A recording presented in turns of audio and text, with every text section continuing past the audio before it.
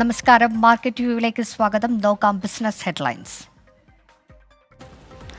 രാജ്യത്തെ പ്രത്യക്ഷ നികുതി GDP അനുപാതം 15 വർഷത്തെ ഏറ്റവും ഉയർന്ന നിലയിൽ. നികുതി വിഹിതം 6.1% ഉയർന്നു. നികുതിദായകരുടെ എണ്ണത്തിലും വർധന. 2023 സാമ്പത്തിക വർഷത്തിൽ ഇന്ത്യയിലെ ആദായ നികുതി റിട്ടേൺ ഫയൽ ചെയ്യുന്നവരുടെ എണ്ണം 7.4 കോടിയായി. സ്റ്റോക്ക് മാർക്കറ്റ് മെക്കാനിസത്തിലൂടെ ഓഹരികളുടെ ഓഫർ ഫോർ സെയിൽ ലേലം വിളിക്ക് അനുവാദം നൽകി Securities Exchange Board of India. തീരുമാനം കാര്യക്ഷമത വർദ്ധിപ്പിക്കുന്നതിന്റെയും ചെലവ് കുറയ്ക്കുന്നതിന്റെയും ഭാഗമായി ഓരോ ജീവനക്കാരനും അനുവദിക്കുക 2 ലക്ഷം രൂപ വരെയുള്ള ഇക്വിറ്റി ഓഹരികൾ.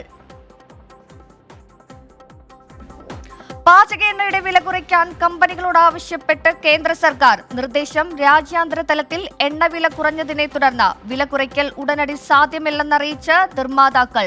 സോയാബീൻ, സൂര്യകാന്തി, പാം ഓയിൽ തുടങ്ങിയ എണ്ണകളുടെ MRPയിൽ അന്താരാഷ്ട്ര വിലയിൽ കുറവുണ്ടായിട്ടില്ലെന്ന് വിശദീകരണം. പ്ലാറ്റ്ഫോം ഫീസ് ഇരട്ടിയാക്കാൻ ആലോചിച്ച ഫുഡ് ഡെലിവറി ആപ്ലിക്കേഷനായ സ്വിഗ്ഗി ഒരു ഓർഡറിന് 5 രൂപയിൽ നിന്ന് 10 രൂപയായി ഉയർത്തും. തീരുമാനം പ്രാരംഭ പബ്ലിക് ഓഫറിംഗിന് മുന്നോടിയായി. ഫിൻകെയർ സ്മോൾ ഫിനാൻസ് ബാങ്കിനെ AU സ്മോൾ ഫിനാൻസ് ബാങ്കുമായി ലയിപ്പിക്കുന്നതിന് അംഗീകാരം നൽകി കോമ്പറ്റീഷൻ കമ്മീഷൻ ഓഫ് ഇന്ത്യ. ലയനം പൂർത്തിയാകുന്നതിന് മുമ്പ് ഫിൻകെയർ ബിസിനസ് സർവീസസ് ഫിൻകെയർ SFBയിലേക്ക് 700 കോടി രൂപ നിക്ഷേപിക്കും. ഇരു ബാങ്കുകളുടെയും ഡയറക്ടർ ബോർഡ് ലയനത്തിന് അംഗീകാരം നൽകിയത് കഴിഞ്ഞ വർഷം ഒക്ടോബറിൽ.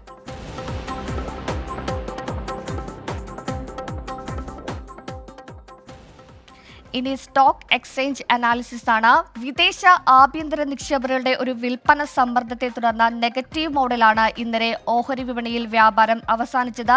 ഇന്ന് വ്യാപാരം തുടങ്ങുമ്പോൾ സ്റ്റോക്ക് എക്സ്ചേഞ്ചിൽ നാഷണൽ സ്റ്റോക്ക് എക്സ്ചേഞ്ചിന്റെ സൂചികയായ നിഫ്റ്റി ഒരു അപ്വേർഡ് സ്ട്രാറ്റജിയിലേക്കാണ് ഉയർത്തെഴുന്നേൽക്കുന്നത്. ഒരു സമ്മിശ്ര പ്രതികരണമാണ് ഇന്ന് നിഫ്റ്റിയിൽ ഉണ്ടായിരിക്കുന്നത്. ഓഹരികളിലൊക്കെ തന്നെയും സ്റ്റാർട്ടിംഗ് ഒരു പോസിറ്റീവ് വന്നു, പിന്നെ അതിനുശേഷം ഡൗൺ ആയി. പിന്നെ ഇപ്പോൾ നിലവിൽ വ്യാപാരം നടക്കുന്നത് നിഫ്റ്റി 50യിൽ 21,251 പോയിന്റിലാണ് നിഫ്റ്റി 50യിൽ വ്യാപാരം നടക്കുന്നത്.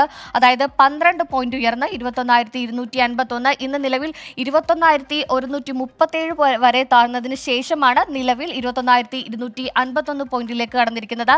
നെക്സ്റ്റ് 50യിലാണെങ്കിലും മിഡ് ക്യാപ് സൂചികളിലൊക്കെ തന്നെ ആയാലും ഒരു പോസിറ്റീവ് ഉണർവ് ഉണ്ടായിട്ടുണ്ട്. പക്ഷെ അതേസമയം തന്നെ ഇന്നലത്തേതിന് തുടർച്ചയായി നിഫ്റ്റി ബാങ്കും നിഫ്റ്റി ഫിനാൻഷ്യൽ സർവീസസും ഒരു ഡൗൺവേർഡ് ട്രെൻഡാണ് കാണിച്ചിരിക്കുന്നത്. ഇന്നലെ മുതലുള്ള ഒരു ട്രെൻഡ് നിലവിലുള്ള ബാങ്ക് ഓഹരികളുടെ എണ്ണത്തിലൊക്കെ തന്നെ ഒരു വിൽപ്പന സമ്മർദ്ദം വളരെ പ്രകടമായി കാണാമായിരുന്നു. ആ ഒരു ട്രെൻഡ് നിലവിലും തുടരുകയാണ്. ബാങ്ക് ഓഹരികളൊക്കെ തന്നെ ഒരു വിൽപ്പന സമ്മർദ്ദം നേരിടുകയാണ്.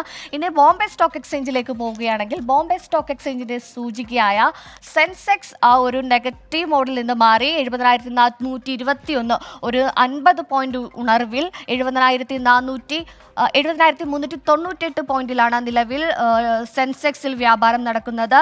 ഒരു സമ്മിശ്ര പ്രതികരണമാണ് ഇന്ത്യൻ ഓഹരി മാർക്കറ്റുകളിൽ കാണാൻ സാധിക്കുന്നത്. ഇന്റർനാഷണൽ മാർക്കറ്റിലാണെങ്കിലും ഒരു സമ്മിശ്ര പ്രതികരണമുണ്ട്. ഏഷ്യൻ മാർക്കറ്റിലൊക്കെ തന്നെ ഒരു സ്ലോ ഡൗൺ ചെറിയൊരു രീതിയിൽ ഇന്ത്യൻ മാർക്കറ്റിനെ സ്വാധീനിച്ചിട്ടുണ്ട് എന്ന് തന്നെ വേണം പറയാനായിട്ട്. ഇനി മാർക്കറ്റ് വ്യൂവിൽ ഒരു അതിഥിയാണ്. DBFSന്റെ മാനേജിംഗ് ഡയറക്ടറായ ശ്രീ പ്രിൻസ് ജോർജ് ആണ് മാർക്കറ്റ് വ്യൂവിൽ നമ്മളോടൊപ്പം അതിഥിയായി ചേരുന്നത്. Good morning Shri Prince George. വിപണികളിൽ ഒരു സമ്മിശ്ര പ്രതികരണമാണ് ഉണ്ടായിരിക്കുന്നത്. ഇന്നലെ വളരെ ഒരു നെഗറ്റീവ് മോഡിൽ ഒരു ബ്ലഡ് ബാത്ത് എന്ന് പറയാവുന്ന രീതിയിൽ അവസാനിച്ച ഓഹരി വിപണി പതിയെ ഒരു പോസിറ്റീവ് റേഞ്ചിലേക്ക് കയറിക്കൊണ്ടിരിക്കുകയാണ്. സമ്മിശ്ര പ്രതികരണങ്ങളൊക്കെ ഉണ്ടാകുന്നുണ്ട്. അതിന് കാരണമായി പറയുന്നത് തന്നെ വൻതോതിലുള്ള ഒരു വിദേശ നിക്ഷേപങ്ങളുടെ ഒരു പിൻവലിക്കലൊക്കെ ഒരു കാരണമായി പറയുന്നുണ്ട്. ഇത്തരത്തിലൊരു പിൻവാങ്ങൽ ഉണ്ടാവുകയാണെങ്കിൽ ഈ ഒരു ഷോർട്ട് ടൈം കറക്ഷനിൽ തന്നെ തുടരുമോ മാർക്കറ്റ്? എന്തായിരിക്കും സംഭവിക്കുക? Good morning. എനിക്ക് തോന്നുന്നത് സാധാരണ മാർക്കറ്റിൽ കാണുന്നതിൽ നിന്ന് വളരെ വ്യത്യസ്തമായിട്ട് വലിയ തോതിലുള്ള വോളറ്റാലിറ്റിയാണ് 2 ദിവസമായിട്ട് മാർക്കറ്റിൽ കാണുന്നത്. താങ്കൾ നേരത്തെ സൂചിപ്പിച്ച പോലെ മാർക്കറ്റ് ഇന്ന് രാവിലെ ആണെങ്കിൽ കൂടി ഇന്നലത്തെ വലിയ സെൽ ഓഫിന് ശേഷം ഒരു ഫ്ലാറ്റായിട്ട് ഓപ്പൺ ചെയ്തിട്ട് പെട്ടെന്ന് നെഗറ്റീവ് ടെറിട്ടറിയിൽ പോയി വീണ്ടും ഇപ്പം ചെറുതായിട്ട് പോസിറ്റീവായിട്ട് വന്ന് നിൽക്കുന്ന ഒരു സിറ്റുവേഷനാണ്. ഒന്ന്, ഇന്നലെ ഇത്രയും വലിയൊരു സെൽ ഓഫ് ഉണ്ടാകാനുള്ള ഒരു പ്രധാനപ്പെട്ട കാരണം നമ്മൾ ഈ മന്തിന്റെ എക്സ്പയറി എന്ന് പറയുന്നത് നാളെയാണ്. ഇപ്പൊ ഈ ജാനുവരി സീരീസിന്റെ എക്സ്പയർ ചെയ്യുമ്പോൾ ഒത്തിരി പൊസിഷൻസ് മാർക്കറ്റ് അഡ്ജസ്റ്റ് ചെയ്യാനുണ്ട്. അതാണ് ഒരു കാരണം. രണ്ടാമത്തെ ഒരു കാരണം ഈ ഫോറിൻ പോർട്ട്ഫോളിയോ ഇൻവെസ്റ്റേഴ്സിനെ സംബന്ധിച്ച് സെബിയുടെ ഒരു സർക്കുലർ പ്രകാരം അവർ ഫെബ്രുവരി 1 കൂടി അവരുടെ പൊസിഷൻസ് ഡിക്ലെയർ ചെയ്യണം. നമുക്കറിയാം ഈ മാർക്കറ്റ് റേറ്റ് ചെയ്യുന്ന ഇന്ത്യക്കാരായിട്ടുള്ള എല്ലാവർക്കും KYC പ്രോസസ് അവർ ആരാണ് എന്താണ് മേടിക്കുന്നത് എന്നുള്ള ഡീറ്റെയിൽസ് ഒക്കെ ഉണ്ട്. പക്ഷേ ഫോറിൻ മ്യൂച്വൽ ഫണ്ടുകൾ വഴിയും അതുപോലെ തന്നെ പി നോട്ട് എന്ന് പറഞ്ഞൊരു പ്രൊഡക്റ്റ് വഴിയൊക്കെ വരുന്നവർ ആരാണെന്നുള്ളതിനെ സംബന്ധിച്ചുള്ള കറക്റ്റ് വിവരം സെബിയുടെ കയ്യിലില്ല. അപ്പൊ സെബി ഈ ഇഷ്യൂ നേരത്തെ അദാനി ഇഷ്യൂ ഉണ്ടായ സമയത്ത് കോടതിയിലൊക്കെ വന്ന ഒരു കാര്യമാണ് ആരാണ് ഈ അൾട്ടിമേറ്റ് ആയിട്ടുള്ള പി നോട്ട് ഹോൾഡർ, അതിന്റെ ബെനിഫിഷ്യറി ആരാണെന്നുള്ളത്. അപ്പൊ അത് ഡിക്ലെയർ ചെയ്യാനുള്ള അവസാനത്തെ ദിവസം ഫെബ്രുവരി 1 അതിനുശേഷം 6 മാസത്തിനുള്ളിൽ എക്സസ് ആയിട്ടുള്ള ഹോൾഡിംഗ് അവർ ചെയ്തിട്ടുണ്ടെങ്കിൽ അത് ലിക്വിഡേറ്റ് ചെയ്യണമെന്നുള്ള സർക്കുലർ വളരെ നേരത്തെ വന്നതാണ്. ഇപ്പോഴാണ് അത് ആളുകളുടെ ശ്രദ്ധയിൽപ്പെടുന്നത്. പ്രത്യേകിച്ച് നെഗറ്റീവ് ന്യൂസുകളൊക്കെ മാർക്കറ്റ് താഴേക്ക് വരുന്ന സമയത്താണ് നെഗറ്റീവ് ന്യൂസുകളൊക്കെ ആംപ്ലിഫൈ ചെയ്ത് വരുന്നത്.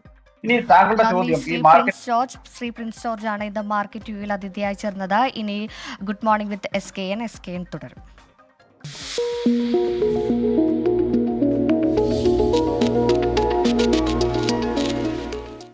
DBFS മാർക്കറ്റ് വ്യൂ സമർപ്പിക്കുന്നത് DBFS wealth management and non banking finance.